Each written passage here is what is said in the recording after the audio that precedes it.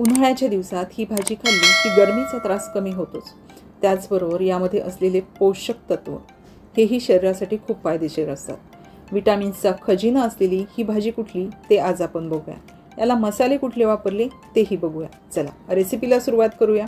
नमस्कार, मी अंजली रामा रेसिपीजमध्ये आपलं खूप खूप स्वागत। रेसिपी सुरू करण्याच्या आधी तुम्हा सगळ्यांना एक छोटीशी विनंती, रेसिपी आवडली तर लाईक शेअर सबस्क्राईब नक्की करा।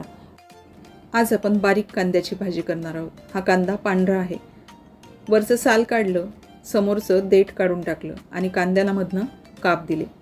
कांदा चिरून घेतलाय आणि रोजच्याच वापरातले आपण मसालेही तयार करून घेतलेत।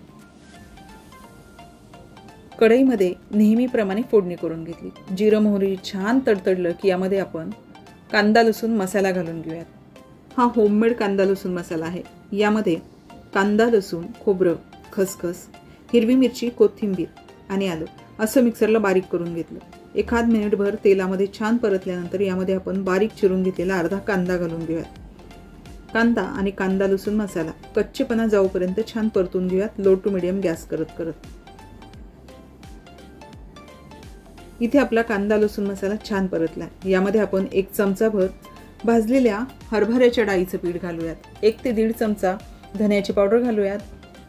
थोडीशी हळद घालूयात। 1 चमचाभर काश्मीरी लाल मिरची पावडर घालूयात। इथे आपण काश्मीरी लाल मिरची पावडर वापरली यासाठी की मसाल्यामध्ये हिरवी मिरची घातली होती। भाजीचा रंग छान यावा यासाठी इथे आपण काश्मीरी लाल मिरची पावडर 1 ते 1.5 चमचा घातली। थोडासा कांदा लसूण मसाला घातला। खुरसणी पावडर घातली 1 ते 1.5 चमचा। 2 ते 3 चिमूट हिंग घातला। 1 चमचाभर दाण्याची भरड घातली आणि हा मसाला छान मोकळा होईपर्यंत परतून घेतला, म्हणजे ह्याचा सगळा कच्चेपणाही निघून गेला आणि मसालाही छान परतला गेला। मसाला अगदी मोकळा झाल्यानंतर यामध्ये आपण चिरून घेतलेले कांदे घालूयात, थोडीशी कोथिंबीर घालूयात आणि मसाल्यासोबत कांद्याला परत एकदा छान परतून घेऊयात। एखाद मिनिटभर कांदा आणि मसाला छान परतल्यानंतर यामध्ये आपण गरम पाणी घालूयात, चवीपुरतं मीठ घालूयात आणि लो टू मीडियम गॅस करत करत भाजी शिजवून घेऊयात। या भाजीला आपण कुठलाही गरम मसाला वापरलेला नाही किंवा खडे मसालेही वापरले नाहीत। अगदीच रोजच्या वापरातील कांदा खोबरं खसखस हिरवी मिरची आणि कोथिंबीर असं घेतलं, मिक्सरला ग्राइंड करून घेतलं आणि ही सगळा मसाला जो आहे तो शरीराला थंडावा देणारा आहे उन्हाळ्यासाठी। त्यामुळे हा मसाला तयार करून घेतला आणि त्यापासूनच आपण ही भाजी बनवतो। याचं प्रमाण तुमच्या आवडीनुसार थोडंसं कमी जास्ती करू शकता। गरम पाणी घातल्यानंतर एकसारखं करून घेतलं आणि यामध्ये आपण वरून आलं आणि लसूण थोडंसं किसलं, यासाठी की याची टेस्ट अजून छान लागते। अशा पद्धतीने आलं लसूण किसून टाकल्यानंतर लो टू मीडियम गॅस करत करत ही भाजी आपण शिजवून घेऊयात। भाजीला जर पाणी कमी पडलं तर यामध्ये आपण गरम पाण्याचाच वापर करणार आहोत।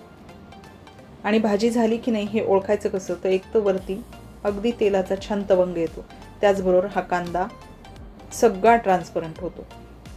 त्यावेळेला ही भाजी झाली असं आपण समजायचं आणि भाजीला खाली काढून घ्यायचं। ही भाजी तुम्ही भातासोबत भाकरीसोबत पोळीसोबत किंवा फ्राय केलेल्या ब्रेडसोबतही खाऊ शकता।